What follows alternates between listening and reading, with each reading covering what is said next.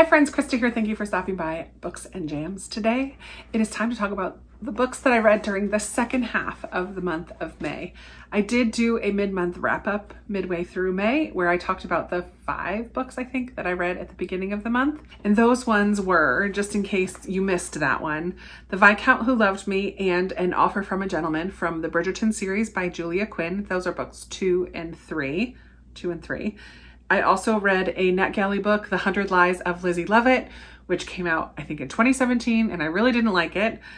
I read the third in a trilogy, A Vow So Bold and Deadly by Bridget Kemmerer. Really enjoyed it. Glad to wrap up that series. And I read The Telling Touch by Kira Dominguez, which was a sweet romance, kind of cool, a little bit of not supernatural. Like these women have the ability to read somebody's mind when they have come in physical contact with them. Interesting story. So those are the books that I finished in the first half of the month. It was, for me, a little bit of a slower start to the month, but the second half of the month picked up and I do have 9 books to talk about. Now, 2 of them I technically finished in June, but one of them's a library book and I finished it June 1st or 2nd. And it's a library book. It needs to go back to the library. The other one is a traveling book for my Patreon group, and that needs to get out in the mail. So I'm concluding them in this May wrap up. I guess that's one of the perks of filming late. So I don't have all the books here to show you because some did need to go back to the library. And this month I'm doing it differently. Usually I go in chronological order of how I read them. This month I'm going to start from my lowest rated to my highest rated. So my least favorite to my favorite of the month. So we are going to start with a book that I should not have listened to on audio as I was driving, but that's what it happened. And I read 1984 by George Orwell. This is going in my unhaul pile. I really did not like it. There were aspects at the beginning as it was setting up the world that I found interesting, which is why I got 2 stars and not 1. But then it just was so political and so boring. For a long time, nothing really happened. They just continued to describe the world. Like literally nothing was happening. There was a little bit of intrigue at the end and it got a little brutal, way more brutal than I thought. Holy moly. I was not expecting all that torture situation. I read this for Chantel's at an Intentional Life's Read Your Bookshelf Challenge for 2021. I'm participating in that. And in the month of May, the prompt was a book that you should have read in high school. This is one that I never did read when I was in high school, but I know a lot of people do. And I think it would benefit from the discussion. I think if I had read this with a group of people or if I was talking about it with other people, it might have been a 3-star. I still don't think I really would have enjoyed it that much, but as it is, it's 2-star and it's going in my unhaul pile. Another book going into my unhaul pile, which also got 2 stars for me, unfortunately, was my Patreon book club pick for the month of May. Garden of Small Beginnings. I know there are some people who really love this book and who really like Abby Waxman, but she is just not an author for me at all. The premise of this is this woman loses her husband. A couple years later is still struggling with the grief. She's an illustrator, gets a job where she has to illustrate vegetables for this new book. Her boss wants her to join this gardening class, which is being taught by one of the family members who's producing this book, whatever. So in the midst of joining this class with her 2 daughters and her sister, she meets a group of quirky characters and finds her way to some deeper healing from this grief. That, at its core, sounds like a book I really want to read. I really did not like the style in which this was written. So much language, so much sexual innuendo, so much unnecessary genitalia mentionings. I think she was trying to be... I can't put myself in her shoes. I don't know what she was trying to do, but it came across as trying to be quirky and snappy and fun and sarcastic. And it just came across as trying too hard and obnoxious, eye-rolly, annoying, and inappropriate over and over and over and over and over and over again.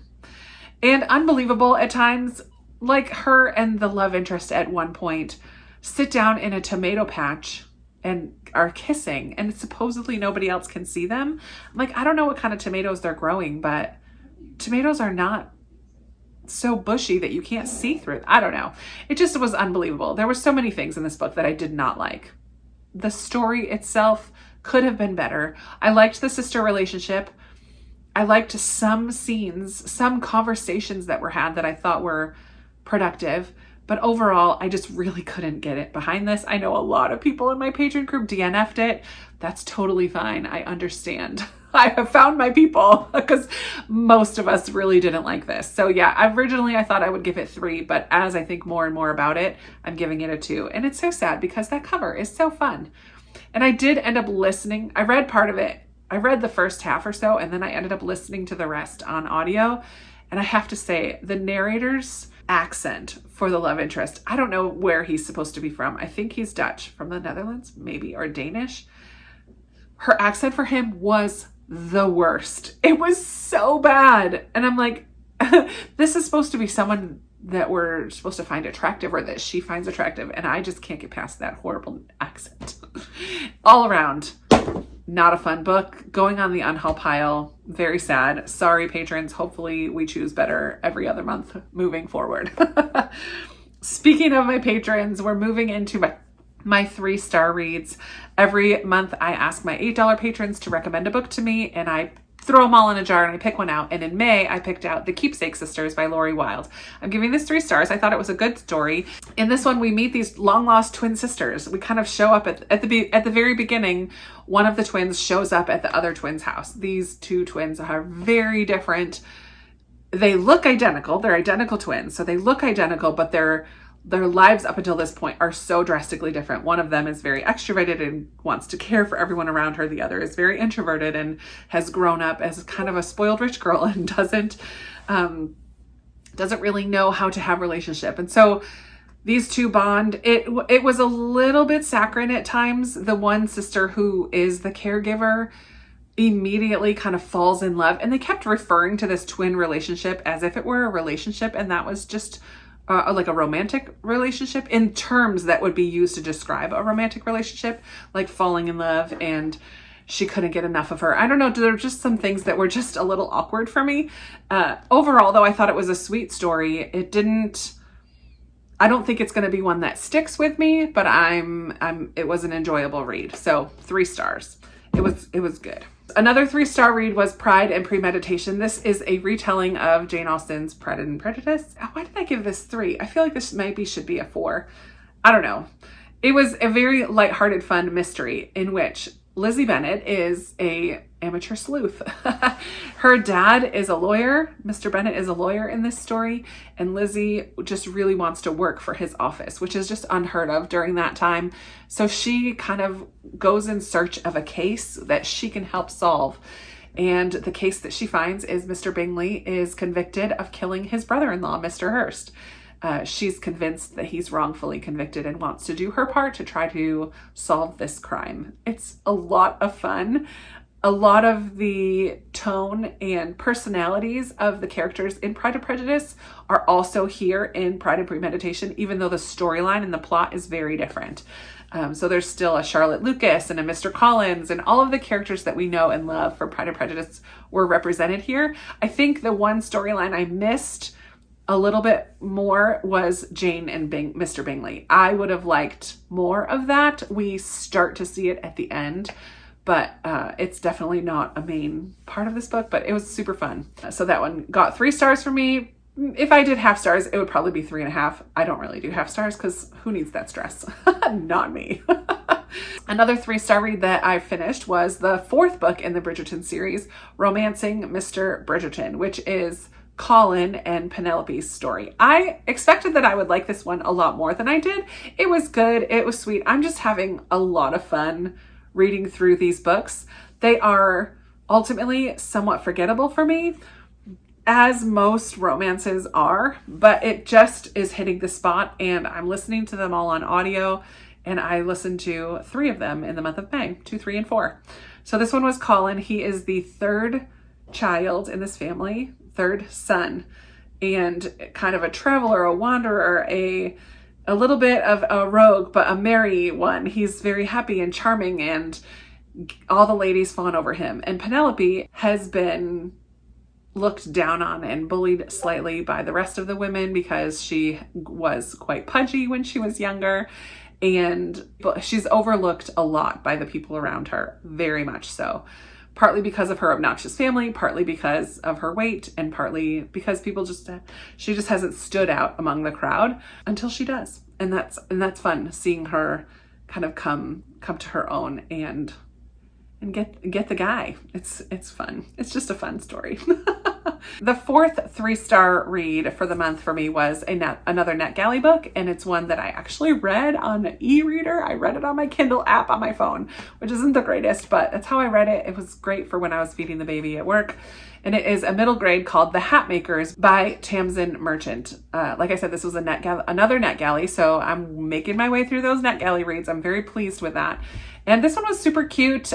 In this one, we follow the youngest hat maker. I forgot her name. In this world, there are hat makers and boot makers and clothing makers, and all the different articles of clothing are created by this family group who puts magical elements into the things that they're making, the clothes or the hats or the boots, whatever it is that they're making. They put these magical elements into it. So in this story, the king is off of his rocker. He's loony, he's crazy, and they cannot get him under control. So the princess is kind of stepping up to the plate, but she has this advisor, a king's advisor, who is very mischievous and sketchy. They're very close to being at war with France. And so all of the maker families have to make her this peace outfit. So when she goes to meet with the King of France, they can have a peaceful resolution and figure stuff out. Well, the advisor wants them to go to war. He owns a cannon factory, so he's a little rogue. The youngest hat maker gets in trouble over and over, making hats for people when she's not supposed to, and not really fully understanding things. Her father is lost at sea, and she's convinced that he's still alive. Nobody's really listening to her, believing her, because of this whole other peace hat. They're trying to make this peace hat. Things escalate. It's very over the top, and everything is very exaggerated. It was a fun story. I don't think it was very deep or meaningful. It was just a lot of fun. It was a fun romp, and very much over the top. I can imagine it being a fun read aloud for kids, because I feel like they would laugh out loud at a lot of different things. It was a little bit silly at times. It was fun. It was very cute. I liked how it ended. I liked the adventure that was in the midst of it. Yeah, it was fun. 3 stars. 4 stars is another book that I finished at the very beginning of June, but I have to send this on to the next person. This is going to be my traveling book for my patron group, 84 Charing Crossroad by Helen Hanff. This is an epistolary. It's not even really a novel. It's just a collection of letters between Helene, I think it's Helene, Helene, Helene. Between Helene and this bookshop in London. And she starts writing to them, requesting some rare or old books, and they start responding to her. And this correspondence goes back and forth for about 20 years. It goes back and forth. So it's just really cool to see. Helene is American from New York City, and her tone and style of writing is very much more casual than the formal Frank, who's the main person at the bookshop who responds to her. Frank's tone is very formal and professional, but as the years go on, they develop a friendship. They in England, they had a lot of rationing going on during the war. This takes place over the course of World War II. So they had a lot of rationing going on, and she was able to send them food and some supplies and fun things, and they would send her Christmas gifts. It was very sweet to see Helene's relationship with Frank and the other store owners develop over the years. I just thought it was lovely. There was one part at the end that I teared up, and I was not expecting that. So that was a fun little surprise, but I just thought this was a sweet story, very bookish. I did not know most of the books that were being discussed, because a lot of them were old and rare and just books that I'm not familiar with, but it was still fun, very bookish, and I really enjoyed that. So I need to send that on. And then finally, 2 books that I read towards the end of this month were most definitely 5-star reads, very easily 5-star reads. One of them, a lot of you joined me in reading, and that is C.S. Lewis's book, Mere Christianity. I loved reading this book with everybody so much. And I just want to say thank you if you participated at all in the lives, either live with me on screen or in the chats, or if you just read it on your own. I gained so much by reading this in a group. I loved hearing other people's perspectives and quotes that stood out to them and just things to think about. It just added so much to my reading experience of this book.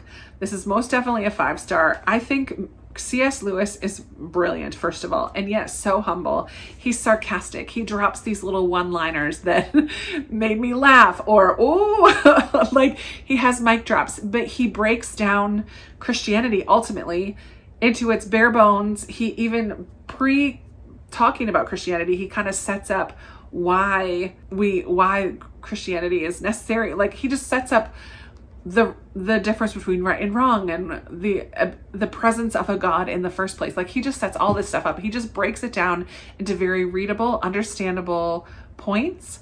And while I think I would have loved it on my own, I absolutely think it got 5 stars because of reading it with other people. So I just loved this so much. And be watching, because we will do another group read of a Christian nonfiction, kind of a class. I like going back to like the classic Christian nonfiction.